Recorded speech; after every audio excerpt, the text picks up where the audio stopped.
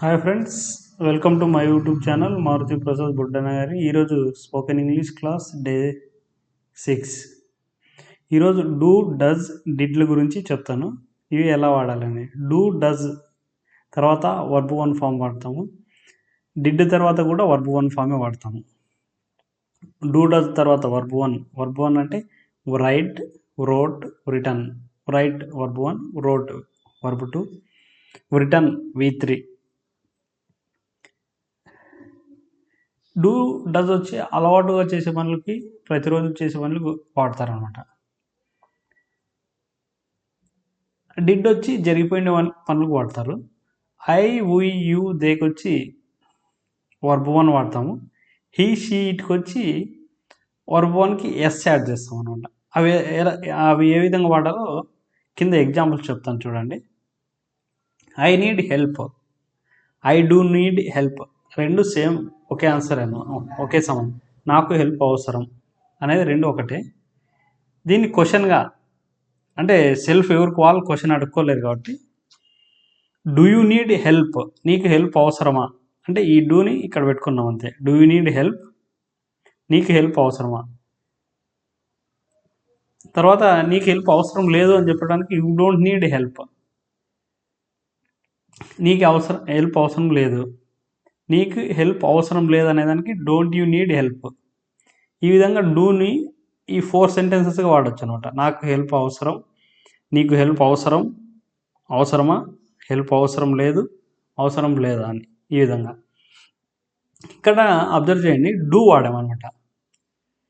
ఇక్కడ రెండు ఉన్నాయి, డూ కానీ డజ్ కానీ వాడతాం కదా. డజ్ వచ్చి దేనికి వాడతాం, హీ, షీ, ఇట్కి వాడతాం. డూ వచ్చి ఐ, ఊ, యూ, దేకి వాడతాం. డజ్తో కొన్ని ఎగ్జాంపుల్స్ చూస్తాం. ఇక్కడ మీరు వర్బ్స్ ఏదైనా పెట్టుకోండి. I go to bank daily, go పెట్టుకోవచ్చు, స్పీక్ పెట్టుకోవచ్చు, go, speak, by, drink. I drink coffee daily morning. I drink milk daily. I walk daily. ఈ విధంగా మీరు వర్బ్ ఏదైనా కూడా ఇక్కడ పెట్టుకుంటే కంప్లీట్ సెంటెన్స్ అనమాట. కంప్లీట్ సెంటెన్స్ ఫామ్ అవుతుంది. ఎలాగంటే ఐ డ్రింక్ కాఫీ డైలీ అంటే నేను ప్రతిరోజు పాలు తాగుతాను, ప్రతిరోజు కాఫీ తాగుతాను. I drink milk daily. ఆ విధంగా మీరు అలవాటుగా చేసే పనులకి, ప్రతిరోజు చేసే పనులకి వర్బ్ వన్ ఫామ్ పెట్టుకొని యూజ్ చేసుకోవచ్చు. అదేవిధంగా డజ్ ఎలా వాడతాము చూడండి. హీ, షీ, ఇట్కి వచ్చి డజ్ వాడతాము. ఇట్ అంటే మనుషులు కావచ్చు, థింగ్స్, వస్తువులు కావచ్చు, దానిని ఇట్ అంటాము. అదే అతను, ఆమె అంటే కన్నా హీ, షీ అని వాడతాము. షీ ప్లేస్ క్రికెట్ అంటే మిథాల్ రాజు, ఆమె క్రికెట్ ఆడుతుంది కదా.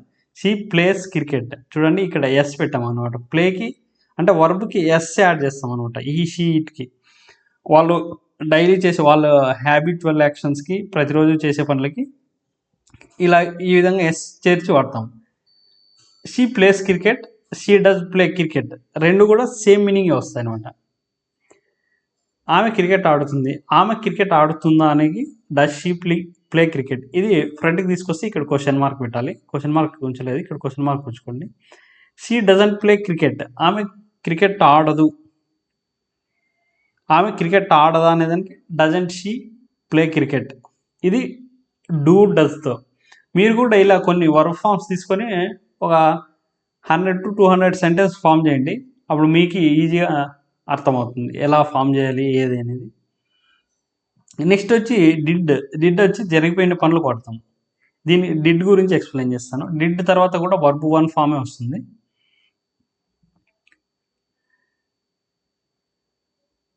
ద ట్రైన్ అనేది ఇట్గా తీసుకోవచ్చు.